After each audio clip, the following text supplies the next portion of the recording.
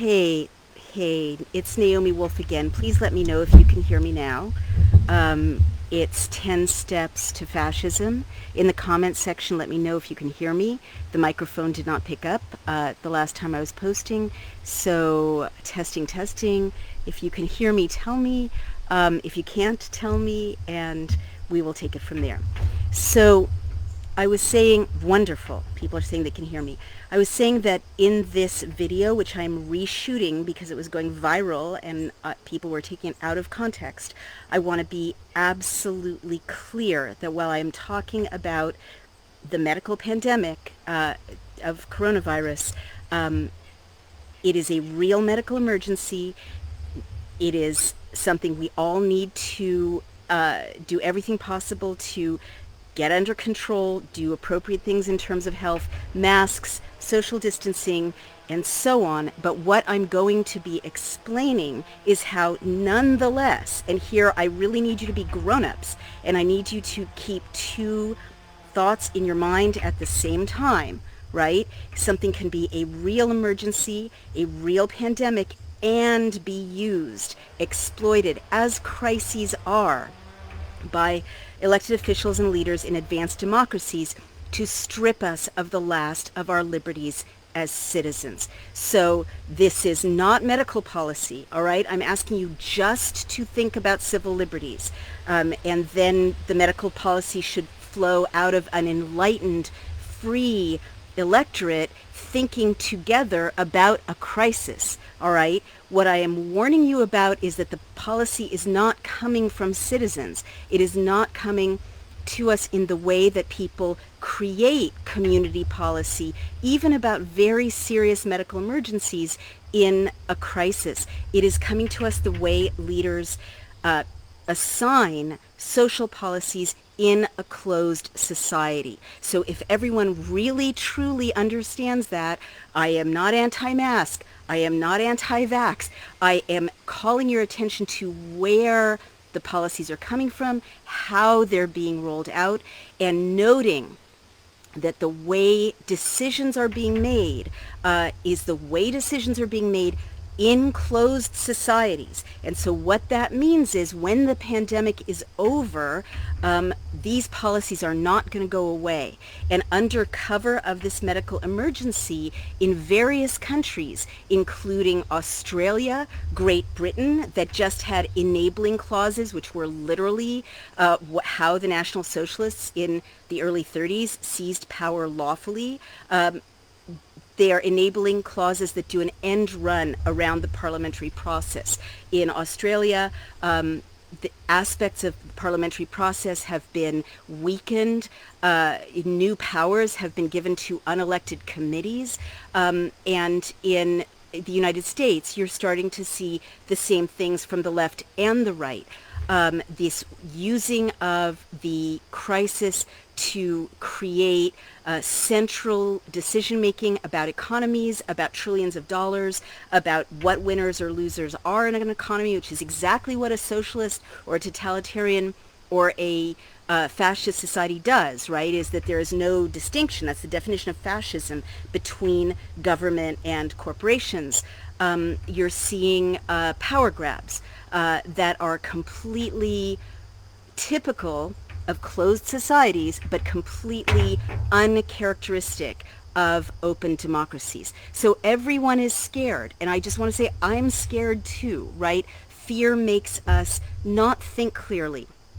Fear makes us think with our reptile brain, the amygdala, and not with the prefrontal cortex, which can analyze and have some distance.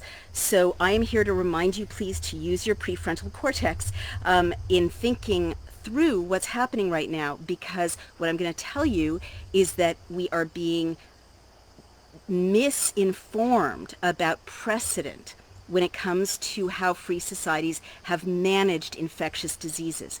We're being told that this is a quarantine, right? I'm going to show you in my essay that that word is being misused. It's not a quarantine, it's something else. Historically, I'm going to argue there is no precedent for this in open societies. There's lots of precedent in closed societies. And then before I begin, I just want to quickly recap what I said in the other two videos and in my essay for those who missed it. I wrote a book in 2008 called The End of America. And in this book, I warned that what George Bush was putting into place was the 10 steps from a fascist playbook that would close an open democracy if we did not intervene.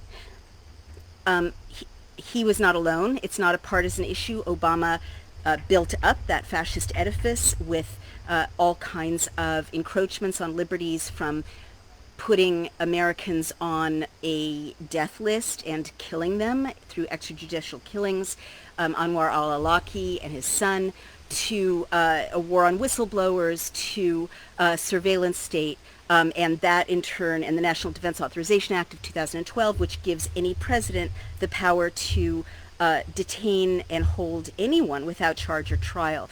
So the reason not to have laws like that is that someday someone bad will get into office and will use those powers. So a lot of people don't like Trump. A lot of people do. This is a nonpartisan video. Trump has that power to detain anyone without charge or trial. We're seeing arbitrary detention and release, which is one of the steps of Step 10 in Portland. We're seeing militias in the streets, which is another hallmark of a closing society. We're seeing the declarations that the rule of law doesn't matter. That is Step 10, when you end the rule of law. And what I'm trying to tell you in this video is that for 13 years, I promised people who read The End of America, and now its prequel, Outrages, which explains how these powers were invented in the first place in the 19th century. But I promised my readers that when things got really bad, I would tell them, or else they would know they were so bad because I would stop talking. So this is my video that I never wanted to create, in which I'm telling you that we are here. It is Step 10, and if we don't become laser focused on the rule of law and learning ourselves about the structures of our democracies in the next, literally weeks, because we don't have months, then it will be too late. And when I say it will be too late, I mean what's happening right now is that, and it's so typical of this point of a closing democracy, what's happening right now is that Democrats and citizens are on Twitter or in Congress saying, oh no, you can't do that. That's not right. That's really appalling. And Mussolini counted on this. The legislators in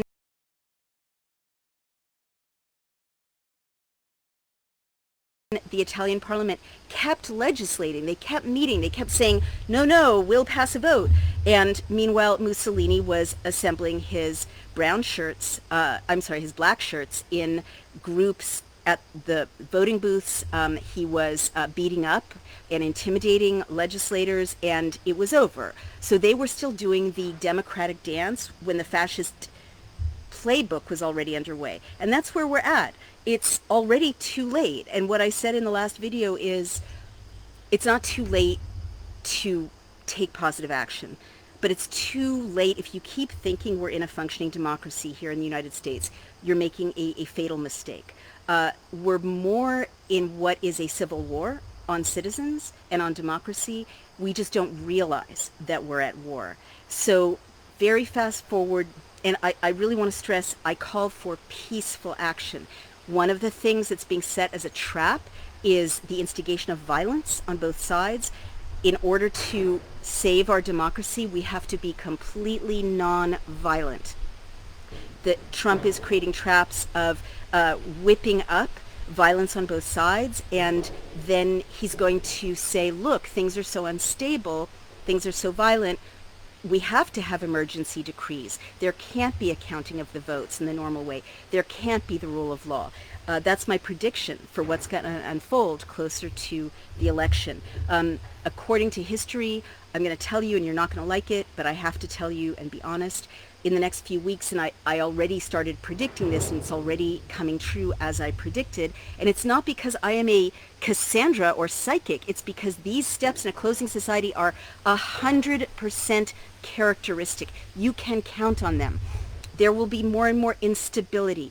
There will be more and more instigation of violence. There will be more and more spectacular violence, right? It ratchets up and ratchets up. This is in part theater, because people who want to grab power, and both the left and the right is now in this fascist power grab, they do it by creating spectacles of instability, but more of the spectacle is coming from Trump. You're going to see power outages. I said you were going to see communications being difficult, internet outages. Electricity is going to go out. If you have a generator, hang on to it. And I'm not a prepper, but because literally the things that make us comfortable and that make business as usual, that allow us to think, those will be disrupted, because what people who are creating a bid for power want is a population that's in shock, that's disoriented, where more and more, faster and faster, news of more and more spectacular instability is assaulting them on all sides.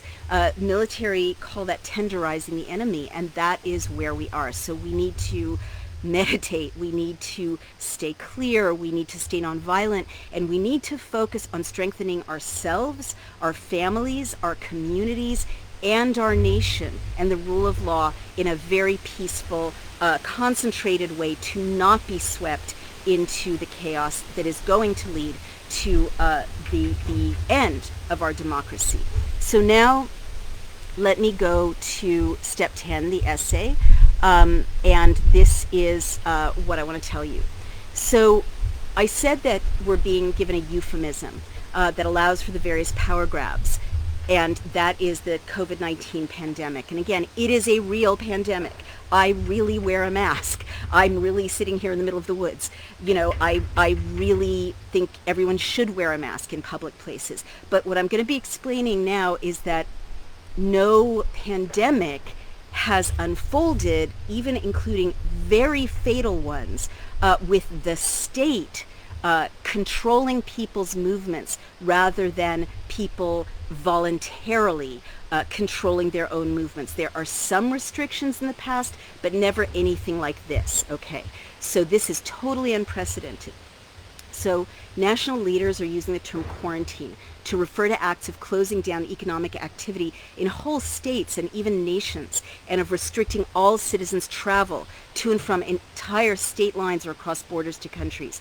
And this quarantine has in turn shut down engines of economic activity.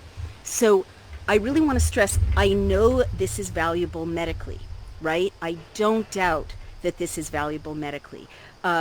You know, if we had shut down all of society with the Spanish flu, lives would have been saved. If we had shut down all of society with tuberculosis before it was treatable, lives would have been saved. If we had kept people with AIDS separate from the rest of humanity, no doubt some lives would have been saved. But at that point, everyone who proposed such an appalling, unthinkable thing was assailed, as they should have been, with attacks for that being inhumane and a restriction of civil liberties, right? So I don't doubt that lives are saved when all of society is shut down by the state and complete economic engines are shut down by the state. I'm not disputing that, but I'm saying that we really need to ask if when this pandemic ends, if the way that lives have been saved will leave us without any liberties at all. So my concern here is that looking at what we risk forever in the heat of our medically valid fears. So I want to point out quarantine is a serious historical misuse of what's happening now. So leaders have rolled out messaging about this form of immobilizing citizens as if it's a quarantine. And this is kind of, it sounds really cozy, almost like, oh, just stay home. We've done it before. This has precedent, but it really doesn't have any precedent. It's quite novel to lock down the economic engine of a whole society. And for Western democracies, it's a new social experiment on this scale. Our global and nation-by-nation lockdown really doesn't look like any disease-related quarantines in history at all. this large-scale forced closure by the state of businesses and the cordoning off of complete societies. And by the way, in Australia, people say they're under house arrest. I mean, whole residential buildings have guards restricting movements, right? With movements of both healthy and infected citizens restricted by the state is something other than historical quarantine altogether. So this lockdown, as we're experiencing it, has actually happened before on this planet, just not in open societies or in the contemporary West. Totalitarian and fascist societies have indeed often used mass restrictions of movement, curfews, and other ways of restricting the free association and free movement of citizens. And remember, the First Amendment of the Constitution talks about freedom to assemble, right? Freedom of assembly is absolutely paramount for a free society. I am acknowledging that it is risky and medically dangerous and people should mobilize voluntarily to stay home, right? But when the state restricts freedom of movement, something completely different has happened to a free society, making it a closed society. North Korea and China have indeed utilized the cordoning off of entire regions and put them under no movement rules for everyone. The Chinese Communist Party, long before the COVID pandemic, was among few modern societies to restrict citizens' physical movements nationally and regionally, and that's city metric. I've cited all of these in my essay, and I'll post all the citations in the essay.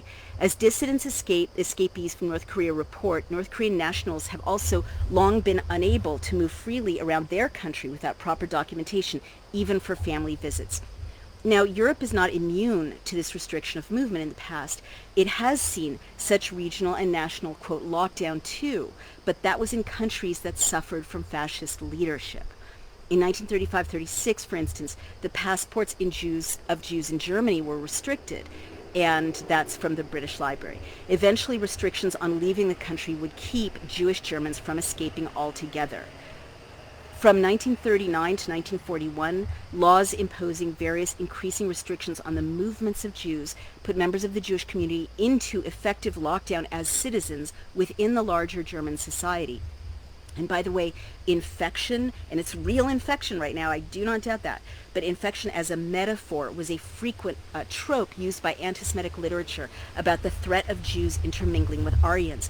And indeed, if you look back to the origin of the state managing contagious diseases, which I write about in Outrages, my new book, which was canceled on publication last year and is out now by Chelsea Green, you will see that managing contagion in the 1840s and 1850s was a really successful experiment in which the state persuaded citizens to yield their bodies basically to the state. But back to the 20th century.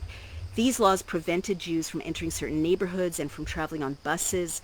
Walled Jewish residential areas called ghettos were often traditional in European cities, but state-mandated restrictions during the Nazi occupations turned them into residential prisons. So on 16th of November 1940, the gates were closed to the Warsaw Ghetto, a community of 400,000 people, thus making it impossible for the Jewish inhabitants to earn livelihoods. This closure and denial of the power of earning a living was instrumental in the weakening of potential resistance on the parts of victims of this segregation. So I just want you to notice that when you restrict citizens' movements and forbid them to make a living, again, it may have a wonderful medical or epidemiological result, but you are also making them much weaker if you want to do other bad things to them, right? Or if you want to exploit that crisis to do bad things like stripping their liberties or grabbing the whole economy. But large-scale totalitarian-style restrictions of citizens' movements by the state are new to the post-war democratic West and unheard of in actual open societies. Even past pandemics have not been excuses in such societies to venture into this drastic territory. What is quarantine understood correctly? It's not this. Medical quarantine itself, as the term is properly understood, has a long and often effective history. The OED defines quarantine as, quote, a period originally of 40 days, during which persons who might serve to spread a contagious disease are kept isolated from the rest of the community, especially a period of detention imposed on travelers or voyagers before they are allowed to enter a country or town and mix with the inhabitants. And so typically it's a period when a ship, which was usually the way contagion came into new ports before the 20th century. Ships were kept isolated on its arrival at a port. So society-wide shutdown and the closing down of all economic activity are definitely not part of the OED's definition of quarantine. Some historians of science refer to quarantine as a primitive technology. And again, I really want to stress throughout this essay, quarantine is medically valuable. Obviously, I'm not an epidemiologist. I have no quarrel with the practice of quarantine if it protects civil liberties. But I am saying over and over that what we are facing is not quarantine, okay? A. Conti, in Quarantine Through History, notes that, quote, quarantine is overall one of the oldest and most disseminated and, despite its limits, most effective health measures elaborated by mankind. And in the centuries before germ theory was understood and before vaccines, quarantine, that is, physical isolation of infected people, was indeed among the few methodologies societies had to manage terrifying outbreaks of suffering and of death. So, quarantine has virtually always meant the restriction of movement for those who are ill or possibly infected, but not of everyone, and I can't say this enough. The term has often meant isolating travelers till they can be guaranteed to be healthy and then letting them pass into the larger, unrestricted society into which they wish to travel. And it has often meant putting infected people on an island together, for instance, or outside of camp, or in a, quote, fever hospital, until they either got better or else died. And again, I'm not saying that was fun. That was a tragic experience, but that's what quarantine was before modern medicine. But quarantines in history overwhelmingly describe other kinds of much more specific restrictions than the wholesale restriction of movement and economic activity of healthy and ill that we are experiencing. So the isolation of the infected members of a community has an ancient history. Ill people are isolated throughout the Hebrew Bible and the New Testament. Leviticus has detailed prescriptions about how to handle the dreaded contagion of leprosy. The leper has to call out, unclean, unclean. That's Leviticus 13:45. P. Grizzer, writing in the Jewish newspaper The Forward, adds the example of Moses telling Israelites to place outside of camp anyone with an eruption or a discharge. And then Leviticus 15:19 goes into a lot of detail about how you handle this contagious person. You treat him as unclean all day long. If he has discharges or is blocked up from the discharge, you don't handle his bedding. Anywhere he sits is unclean. Anyone who touches his bed shall wash his garments, bathe in water, and be unclean till evening. So there's this like detailed focus, which sounds very familiar, wash your hands, on separating the source of infection from the rest of the community. And it was understood that people with contagion could defile the rest of the community. And in fact, very interestingly to me as a Jewish person, some analysts of the origin of the rules about kashrut, meaning what's fit and unfit, what's holy and not holy, believe that it has to do with sanitary practices in the era before modern medicine. So in contrast to this, in the New Testament, the woman with the issue of blood, Matthew 9:20-22, is seen as an outcast because she has an infectious disease, an issue of blood. And menstruating women were seen as unclean, but women with discharges were seen as unclean. And people were so isolated by contagious diseases or illnesses that were visible that it was radical that Jesus welcomed her into the community. So the fact is that in the modern era, illness is not public, right? But the state has decided that COVID infection is a matter that strips you of privacy. So there are many apparatuses being brought to bear on tracking and managing your illness status. And this is a sharp contrast to the fierce debates over revealing, disclosing, or protecting the privacy of people infected with HIV in the 1980s. And society came to the same conclusion that these were private matters, right? And that you did not have a right, the state did not have a right to out someone's HIV status, to trace their HIV status. And the same thing is true going back into the 20th century. Part of a free society is having privacy, right? Your privacy isn't radically compromised because someone could make the case that you pose a fatal threat to the community. But so with coronavirus, illness can be justified as being messaged as a public matter, as in the pre-modern past, and certainly one that gives the state a central role, and thus a high status and a great deal of authority in managing our bodies. So temperatures are taken in front of strangers, announcements of the infections of public figures on social media. COVID's lethality is being used to explain why, whether we are sick or well, we should all abandon any expectations of privacy and autonomy. And again, a sharp contrast to how the HIV epidemic played out. By the same reasoning, all of the people who were infected should have been outed and separated and, stigmatized, and their potential sexual partners notified and traced on contact tracing. And the management of all of that given to the state. But that rightly didn't happen. People's privacy was respected. The community warned people about unsafe practices. The community changed, it learned about unsafe practices, took care of their physical safety, and it was a horrible, tragic event. But the wholesale civil liberties of people infected with HIV were not stripped from them. And that, too, was a sometimes fatal disease that you could not tell from looking. Okay, a lot of people, after I first posted this essay yesterday, were raising the question of people who are symptomatic with COVID and not visibly infectious. And I'm just saying that is bad. I agree, we need to be very, very careful. But the difference between the community encouraging people to engage in safe practices, as we did in the 80s, versus the state wholesale tracking and tracing and disclosing and managing you on the basis of your body, is very, very stark. In the past, we were all, infection did strip privacy and autonomy from infected people before the 20th century. But with the messaging around COVID by the state, we're all being positioned as hypothetically ill and continually told that we should act as if we're potentially infected. And we should, but the state is using that as a justification for stripping away all of our rights to privacy and autonomy. By the way, if you have a COVID test at Rite Aid, HIPAA doesn't protect you anymore. You have to log into Rite Aid on Google.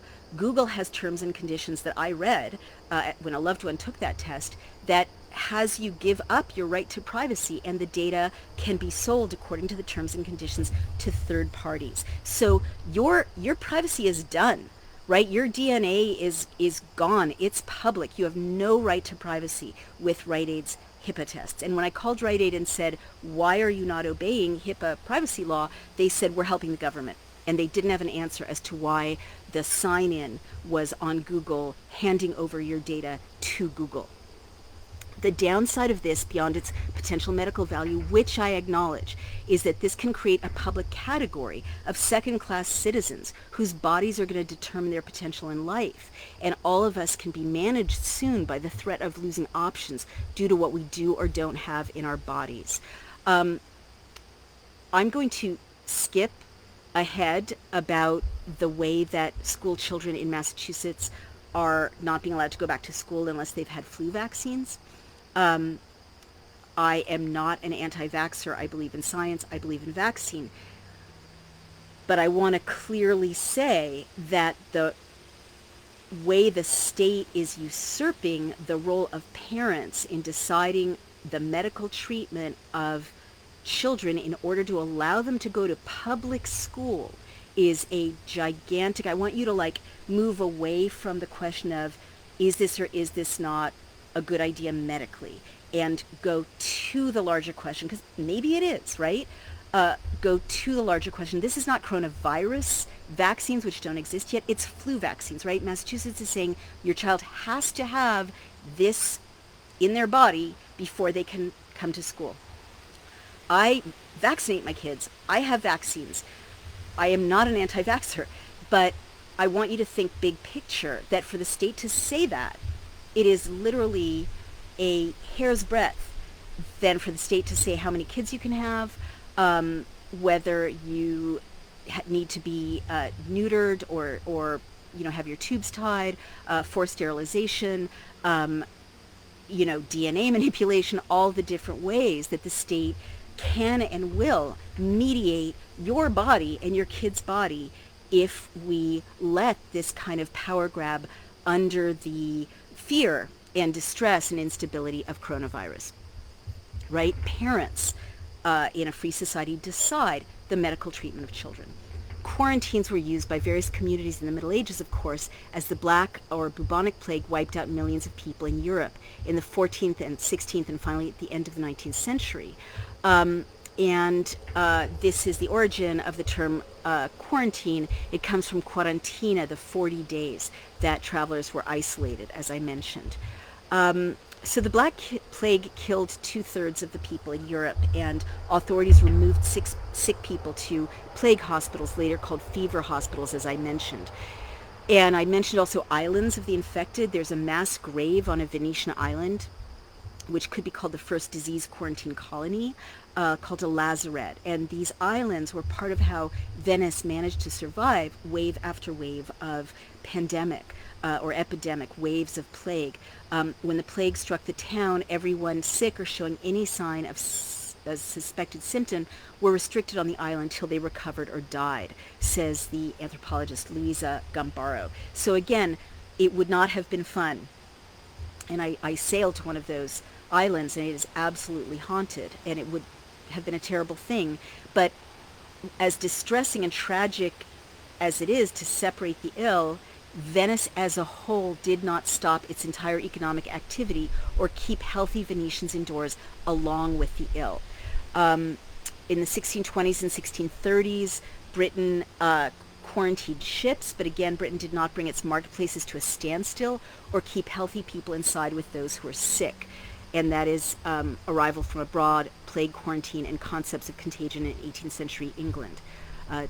Plague was severe in Britain several times in the 17th century, and if you read a journal of the plague year, the account of the great visitation of plague to London in 1665, Daniel Defoe, a journalist and a trader, describes London slowly realizing that the plague is stalking the city. Again, authorities closed off neighborhoods. Rich people fled to the country, as they're doing now to the Hamptons. And houses were closed off, and neighborhoods were closed off if there was proven plague in that area. But all of London was not closed off. The engine of economic activity was not shut down in this terrible plague. He describes bills of deaths, very much like the coronavirus bulletins from Governor Cuomo in New York. He describes the downtown of London as like a ghost town, and the face of it altered by mass flight, the way the face of New York is altered. I went to the city a couple of days ago. It's completely changed, right? But orders of sequestration were sent out. They were shutting up people's houses. Hackney coaches had rules. If they transported a sick person, they had to be well aired and left uninhabited for 5 or 6 days. Group gatherings were understood to communicate the plague. Plays, feasting, and taverns were all limited. But again, you're going to hear me say this over and over, the engine of London's economy again did not shut down. The whole city, healthy inhabitants and ill, did not shut down. And London eventually emerged from the plague. Quarantine practices arrived in America in the same form they'd taken in Europe. In other words, not like this one. Isolation of the sick, not lockdown of everyone. Thousands of people died in waves of yellow fever in the United States in 1793 and 1798, and in response, Philadelphia's town fathers created what they called from the Italian a lazaretto, a hospital where the infected were taken to isolate together. Though the cause of yellow fever which is mosquitoes, was not yet understood, the hospital was effective. Ships, too, were isolated further from shore. But in this example of quarantine, all of Philadelphia, as you can say it with me, economic activity was not shut down, and the movements of all its citizens, healthy along with infected, were not restricted. So I mentioned the 19th century as a breakthrough century for the state managing infectious diseases. There were cholera and typhus epidemics in London in the 1830s and 1840s, which Londoners attributed to miasmas or bad air. And these were horrible epidemics. They felled thousands, and people were dying in swift and grotesque ways. Someone would be well on Tuesday and on Thursday at death's door, and Friday gone. Physician John Snow was able to prove in 1854 that cholera was spread by infected water, and this led to a major municipal effort, the building of an underground network of sewers, a huge public health triumph. But this innovation, when the state stepped in to manage infectious material, and in this case what was infecting people was human waste and infected water, and to regulate the commons, this was the turning point, and I write about this in Outrages, Sex Censorship and the Criminalization of Love. This was a huge lesson, a huge test that was successful for the modern state because, and it's influential to this day, we're seeing the outcomes, because this formative public health victory left us as modern people in secular open societies with assumptions about the power and scope and role of the state. We assume from this history, I'd argue, that the modern state has the primary role of managing and cleansing the commons and managing the networks and thoroughfares that connect us. And we still think of the ways in which we are connected in terms of vulnerability to infectious diseases. We think of ideas and influences that infect the young or vulnerable or impressionable. So with this public health triumph in the 19th century that I go into detail in the book Outrages, again, which was pulled from shelves, librarians were told to cancel it, to destroy it last spring. It's now available. It's got this chapter on infectious diseases and that it became common to legislate based on the metaphor of, quote, infection of the community by way of people and even of words and ideas. So this fear of contagion was used in anti-gay hysteria with the HIV panic in the 80s. Pornography has been called filth that has to be cleaned up lest it infect people. So infectious diseases, the state learned that this gave demagogues a real scare vocabulary and a real opening to push through other forms of social control. And by the way, that's what my book is about, the new book, which is, you can read it as a prequel to The End of America. It's how the state managed to invent huge systemic ways to control populations in the 19th century in what was nominally an open, free democracy, or reasonably free democracy. So again, let's look at the late 19th century. What happened when there were terrible fatal diseases stalking democracies? Tuberculosis, before it was treated in the 20th century more effectively, was a terrible, invisible, infectious, fatal disease, often fatal. It was very much like coronavirus in that you pick it up through people's breath, through surfaces that they've handled, through body fluids. So in the late 19th century, wealthy people with tuberculosis regularly exiled themselves to luxurious sanatoria or rest homes. Poet and critic John Addington Symonds, tubercular his whole adult life, he died of the illness at 53, made his home in Davos for just that reason. He's the hero of Outrages. It was becoming a destination for affluent tubercular expatriates, but they were not locked into their homes, right? They were free to remove themselves from society. The Magic Mountain, of course, published by Thomas Mann in 1924, describes Hans Castorp's visit to a cousin at a similar luxurious sanatorium for tuberculosis patients in Davos. So into the 1920s, people walking around with horribly infectious, fatal diseases were not locked down alongside healthy people by the mandate of the state. They self-exiled themselves. They isolated themselves for treatment. The need to isolate treatment sick people for treatment and recovery, and to give them the chance to recover, was so obvious by the end of the 19th century that state-funded rest homes and sanatoria were established for people of other classes, people who weren't affluent. So both D.H. Lawrence and George Orwell self-isolated in such sanatoria. In 1947, a badly tubercular Orwell was advised to enter a sanatorium for 4 months for vitamins, fresh air, and being confined to bed. Again, he was not locked into his home with everyone else. He was not mixed in with his community by order of the state. He was not checked at checkpoints to see if he was tubercular. He was encouraged by his doctor to self-isolate and provided by the state with the means to do so and to be treated and to get better, hopefully. So we should look again at this idea of rest homes. But because right now, people in America who are sick are locked down with the healthy. Our infection rates are off the charts. We don't have free medical care, and people are dying, right? But people who are sick or who might be sick have nowhere to go that's free for the state to support them and look after them, treat them, give them nutritious food, isolate them from the rest of society voluntarily, right? We are locked down, healthy and sick. And many of the sick people are not visibly symptomatic.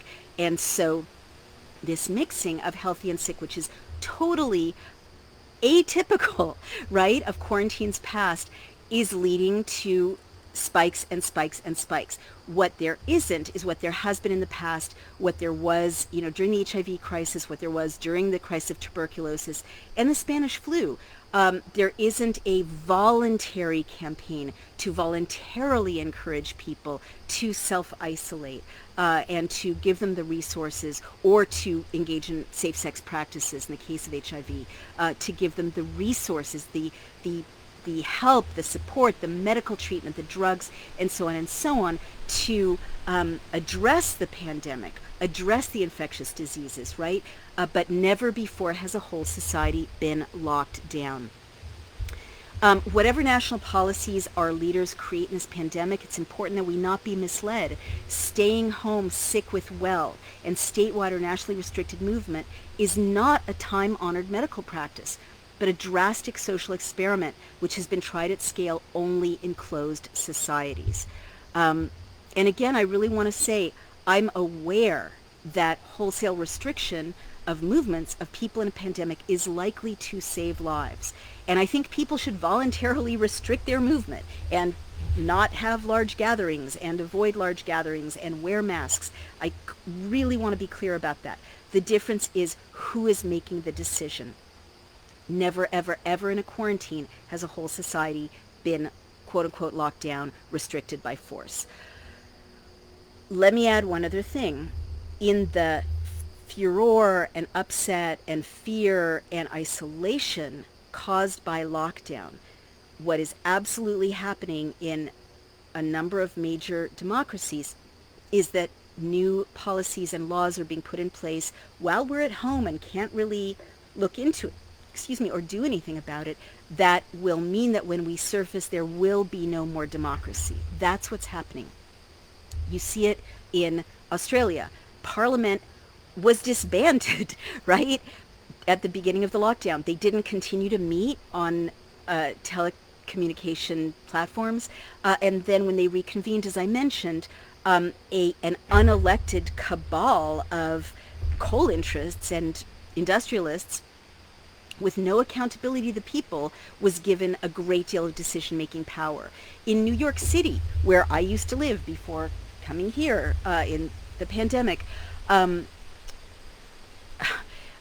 I am aware that in the middle of the worst and scariest time in March and April, our governor, Andrew Cuomo, for whom I voted, said that he was going to appoint a committee, and this is very much like the appointed committee, unelected committee in Australia of rich guys. And in that committee, there was going to be Bill Gates and Michael Bloomberg and, some tech guys, like a bunch of billionaires were going to be the COVID committee. That's exactly what they did in Australia, right? But that they would have decision making about a bunch of other stuff unrelated to coronavirus. And they're not medical experts. So there was an outcry about that, but that was their intention, right? That was his intention, and they succeeded in Australia.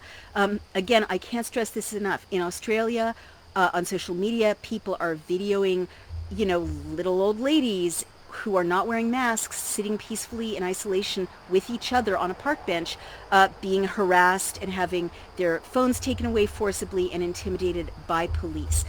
Forcible detention and release, I told you about that. That's happening when people violate curfew, right? It's even happening in New Zealand, which is a model democracy in many ways. People are being arrested for violating curfew. In New York City, a curfew was rolled out after there was looting. That's a gigantic restriction of our civil liberties. Again, ostensibly, why coronavirus? In Britain, as I mentioned, new enabling clauses are being inserted into the democratic process to bypass Parliament. I can't stress this enough.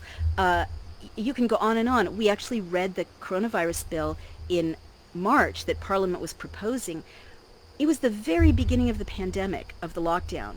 Nobody knew what was ahead, but I tweeted about this, I wrote about it. In March of 2020, when no one knew what was going to lie ahead, one of the things the coronavirus bill did was suspend elections for the whole year of 2020, not reconvene till 2021, and suspend elections in Northern Ireland till 2030. Why? At that point, they didn't even know that we would not be going to the polls in 2020 or 2021. In the United States, the election is in danger of being completely subverted because of coronavirus. And we're mailing in our votes because people can't assemble or won't assemble, understandably. And as a result, there is this prospect of the vote not being determined. There's going to be challenge and counter challenge. I've warned about this. And then militias and violence in around the counting of the vote. That's my prediction. And then that allows Trump to say, it's too unstable, I'm not leaving. There has to be emergency law for everybody's sake. So I just want to say, rights are being stripped from people around the world. I'm in touch with people on a tech platform who have not been allowed out of their apartments, not even to exercise, or allowed out for an hour to exercise. These are not free societies. This is not what happens even in an appalling epidemic with horrible contagious diseases, which we've had before in an open society. And this doesn't happen in an open society because by definition, it's not an open society. If you're doing that, please disregard my phone, which I forgot to turn off. I'll just let it go. So I really want you to think, public assembly is not just a vector of transmitting illness. It is also that right now, and we all have to be very careful and conscientious. But it's also the place that democracy happens. If you're a reporter, you can't investigate if you can't meet a source in private, right? It's all forced onto Zoom. That's the most hackable platform in the world. It is a third-party platform. There's no privacy. If you're an elected official, you can't have a mobilization of support for for a vote that's unpopular with special interests if everything is happening remotely. If you are a protest movement, it's very easy with masks for instigators and infiltrators to create violence or to provoke violence and create another excuse for a crackdown. And so what I'm warning you is that this pandemic, as serious as it is being treated in a completely unprecedented way in an open society. And what I'm seeing is that, people are starting to say, when will they let us out? In an open society, they don't let us out. We decide, right? In a democracy, we decide how we as a community manage emergencies and crises. The last thing I want to leave you with, and I'm going to do a whole video on this, is that the data are not verifiable. A lot of the media is using only a few coronavirus data tracking sites, and if you try to see the data sets, they're not available by their terms and conditions. This is true, for instance, of the Johns Hopkins Coronavirus Tracking Project. So, and others are inflated in the case of Blue states, for instance, Oregon was including anyone presenting with cough and fever as a COVID case. I'm not making this up. The governor said so. The press release said so. Whereas in Florida, a whistleblower said, a red state, they're hiding the spikes. So if we can't trust the data, all the more reason to be super cautious, get the best information we can, do everything we should medically, but know that this pandemic is being used as a cover for what step 10 is, or as an opportunity for exploitation by tyrants. And I'm just going to end by saying, will this lockdown of everyone solve the problem of COVID infections? It doubtless medically helps to contain the pandemic, but absolute medical safety is sometimes in a paradoxical relationship to the basic demands of a free society. We really should not be afraid to ask how long and with what severity, based on what data, tolerating what intrusions and trackings of the body, and at what other set of costs. As others have pointed out, there seems to be no exit strategy from this crisis to regain the public spaces and democratic processes in which democracy takes place. When will it be safe enough? What is that benchmark? Given how great COVID-19 policies are for those who hate democracy and profit from its demise, I am warning that at this point it is unlikely ever to be deemed by our leaders safe enough to resume a full democracy. Medical reality and even a potential for full recovery of our collective health from this pandemic notwithstanding. They like these powers. They are not going to give them back voluntarily if we get better, right? Not unless we do some hard independent thinking about how we make decisions as a community. Surely we must start to discuss COVID-related policies in a free society that are predicated on prioritizing public health, but that do not subject citizens in unprecedented ways to violations of basic rights of movement and association and privacy. Nationwide restrictions of all citizens, healthy and ill, restrictions of citizens' movements, exposure of their private data, management of their bodies by the state, and suppression of all economic activity have indeed been used in the past.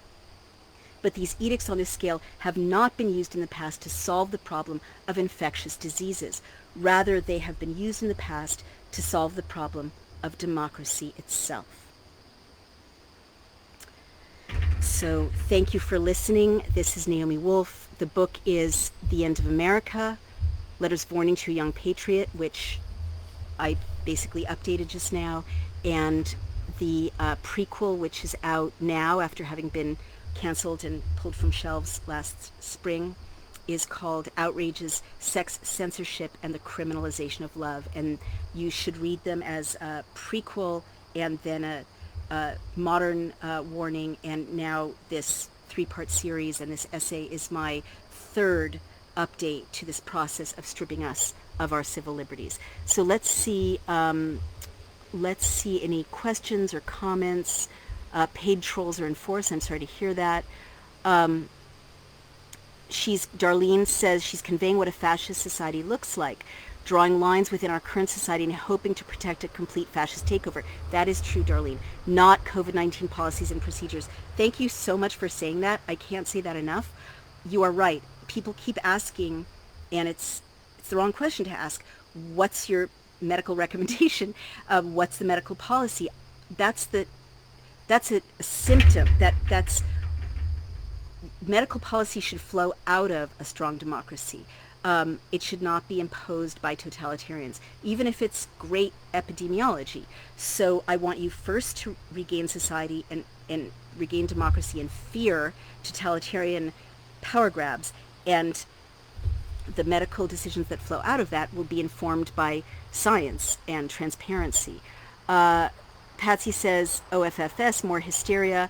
We take precautions because we're trying to do the right thing. I'm glad you're taking precautions because you're trying to do the right thing, not because some government someplace says anything. The fascist is in the White House, and he apparently wants folks to get sick. I won't play. Well, what Trump did in not disclosing the dangers of coronavirus is extraordinarily serious as well, and that's another fascist play. Infecting populations. I mean, no one should be playing politics with a pandemic. No one should be restricting liberties with a pandemic that have that are unprecedented, that the people don't choose. Asymptomatics only pass in incredibly rare circumstances. Uh, Melbourne, Australia hears you. I'm glad to hear it because some of the scariest updates I'm getting are from people in Australia, who literally are being policed in ways like I've often said recently that I see Australia as a petri dish, and um, it's where these oligarchs are testing how to close down freedoms in what is nominally an advanced secular industrial democracy. And I've watched Australian democracy be shredded and torn up and, you know, defiled in just the year and a half since I've been watching closely, and especially since the fires. Um, and then I know it's so disturbing when they decide to let you in behind huge plastic shields. So cold, so disturbing. Well, the huge plastic shields are important, but again, it's what people choose to do. Adolfo Rosado said, massive peaceful march on D.C., say 3 to 4 million. That's a super spreader event right there. Make a statement and request the existing body of government to vacate. D.C. must become a normal state, and the currency needs to be managed by the Treasury and not a central bank. That's another issue. So, hey, Donald Jeffries, good to see you. One of my heroes, Don Jeffries. You guys have to read his books. Yeah, Joe Downey is a great reader of mine. He's saying, all I can think about is your grandmother, the wonderful Professor Faye Goldman, may she rest in peace, who kept saying that happened in Germany, that happened in Germany. You spoke of this in one of your speeches. You're absolutely right. Thank you for paying such close attention, Joe. I appreciate it. I'm Jewish. You know, I'm the granddaughter of Holocaust refugees. Many of my aunts and uncles, great aunts and great uncles, did not survive the Holocaust. I don't say it lightly when I repeat that something happened in Germany. You know, Hitler learned from Mussolini. Stalin learned from Hitler and Mussolini. You know, Pinochet learned from those guys. These 10 steps, we teach them in the School for the Americas. This is a playbook, and restricting movement, restricting free assembly is key. I mean, why does the First Amendment say freedom to assemble, right? Really think about it. Why do you need freedom to assemble? Because if you are locked in by the state instead of minding the health of one another in a community with some, you know, reasonable public health measures to not have parties, not congregate, if you're controlled so absolutely that you can't leave your home or can't leave a building, which is happening in countries around the world, it is very, very easy for oligarchs to take everything, to take all the stuff. Nobody's watching. Nobody's reporting. Nobody's investigating. Judges can barely preside over courts. It's a complete tenderizing of a society for a takeover. Joe says, oh, love the Hudson Valley. Yes, that's a happy thing. Donald Jeffries says that this lockdown will cause incalculable damage to us both economically and socially. You know, I'm starting to hear people say a relative died of isolation, or people in hospitals are saying people are coming in, elders are coming in dying of starvation. People are dying of depression. The train up here was stopped because someone phoned in a suicide threat and put his head on the tracks, and they were looking for the body while I was on the train. I mean, it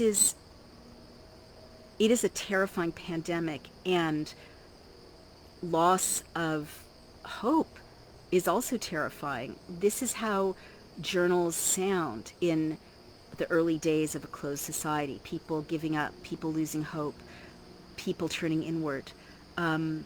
So let's really keep the big picture in mind, even as we take all the right steps to protect ourselves and our neighbors. I really want people to hear both those statements. A lot of Arabic, which I don't read. Yeah, Darlene is super thoughtful. We've taken our democratic processes for granted so long and get swept up in general elections like it's going to solve everything. The system is broken. Getting caught up in polarization just erodes our unity, I think you're going to say. Adolfo Rosado said they just sabotaged high-volume mail sorting machines. I am not surprised. Um, the fatal mistake is not organizing and protesting, says Karen Stefanski Pascal. Why are you leading protests? People need, I think you mean, why am I not leading protests? People need to be out in the streets, not so much now, but as soon as we defeat Trump. I hear you, and I'm a big believer in protests. But I'm warning you that protest has been effectively emasculated by now. And at this point in a closing democracy, people need to start being arrested. Basically, there need to be criminal prosecutions um, of those who are breaking the law at the highest levels on both sides. Speak out and speak up, people. What can we do as individual citizens, says Steve Martin. Um, is there an alliance of journalists that you know of that recognize what you speak of? Oh dear. I mean, unfortunately, social media and now journalism has become so polarized that, and so stupid, that it's very hard to have this kind of nuanced conversation, because the minute you ask questions, anyone who is asking questions about the way lockdown is unfolding is branded as a conspiracy theorist or an anti-vaxxer or a Republican, which I certainly am not, or a Trump cultist or QAnon, etc., etc. So we've lost the space for thoughtful debate. Unfortunately, I'm trying to have it here with you guys on Facebook Live. I was locked out of Facebook Live for months and months. Just recently regained it. So I don't know of a journalistic organization that is speaking up about this. I think people are really scared to say, hey, wait, what about our civil liberties? And honestly, until I did the research into what quarantine has looked like in the past, I wasn't confident saying that there's something anomalous about this. It's really presented as fully traditional, and it wasn't until I had the confidence in seeing that, well, no, they didn't do it here, they didn't do it with the Black Plague, they didn't do it with tuberculosis, they didn't do it with cholera, they didn't do it with typhus. Only then was I really sure that this is not business as usual. This is not okay. It's not historically precedented. The public, Eric Geschke, is completely right. The public has been conditioned to abdicate critical thinking in favor of simplistic left-right tribalist thinking, questioning coronavirus restrictions. And I really want to stress, I believe in restrictions. I don't believe in restrictions by the state. I believe in behavioral change the way the LGBT community so beautifully, and everyone supporting them, managed a very deadly crisis without the state intervening in the private lives of people facing the possibility of an infectious disease, or the public lives for that matter. We need to restrict our behavior by ourselves. We need to restrict our behavior as a community. We need to take care of each other as a community, right? I don't want you to think I don't believe in that. President Trump should not be encouraging people to come to big rallies without wearing masks. That's very irresponsible. But the question is, who decides, right? Who decides? And in a free society, we should be deciding. And we should be deciding based on science. And we should be deciding in a way that we don't, that we decide as a community, is this safe enough? How are we going to now create new policies for this level of infection? And by the way, what we don't have underlying all of this is solid data. Like, data scientists now are looking at the data for coronavirus and saying, this is not solid data. You can't check this data. Journalists, I'm so ashamed of my fellow journalists. Almost no one is looking at the data sets underlying these pronouncements of deaths and infections and saying, what's the methodology? Which is just a fancy word for, what questions did you ask to decide that this was a coronavirus death, or that this is a coronavirus infection? That's methodology. And what sources? So what are sources with data? Is it a hospital? Is it tests? Is it doctors? Is it health agencies? And when someone leaked me the actual data sets in a GitHub account for Johns Hopkins Bloomberg, which is one of the platforms that most reporters are using, only 6 states were reporting. So those are not complete data. And again, the terms and conditions of the Johns Hopkins site says that you can't look at the data and that it can't be taken as accurate. Um, and equally bad or even worse flaws are with all the data of all the sites. So how do we know? Like, the job of journalists is not to take pronouncements, especially by platforms funded by investors and oligarchs and billionaires, right? They can hedge. I mean, something I'm really concerned about is these guys hedging the pandemic. A few rich people have made billions and billions of dollars. Jeff Bezos, Bloomberg, Bill Gates, during the pandemic. How did they do that? Amazon is pretty clear. But again, if you look at the policies, they're so designed to, and we read the bills at Daily Clout, right? That's why I'm so sure about this. The bills are designed to kill mom and pop small businesses, right, as they did, and to hand over a gigantic share of the market to Amazon, Walmart, Target, Home Depot, the big guys. And that's exactly what happened.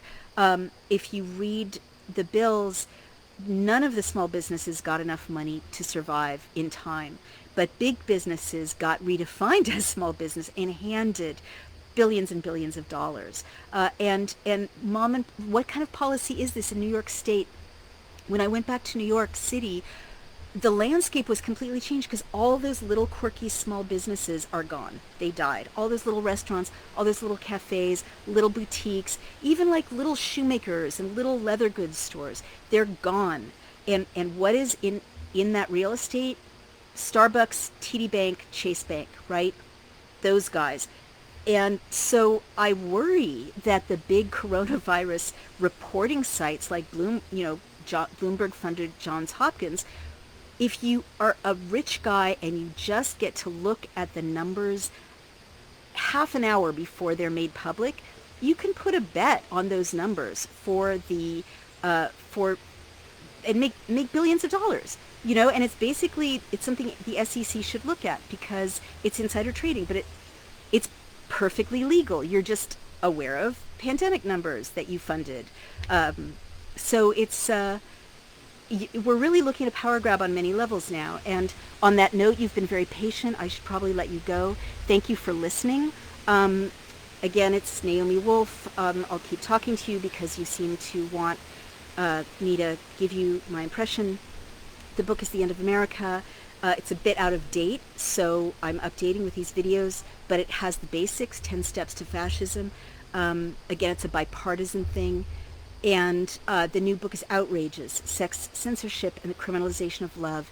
And in that, you'll see really how the state first experimented on populations to figure out and persuade us that it was the state's role to manage our bodies, manage the commons, and bring us to this fraught moment where I want to end you with hope, leave you with hope, where I do believe the power to save our democracy and our lives is in our hands, but only if we're really very peaceful, very alert, and very aware. Thank you so much.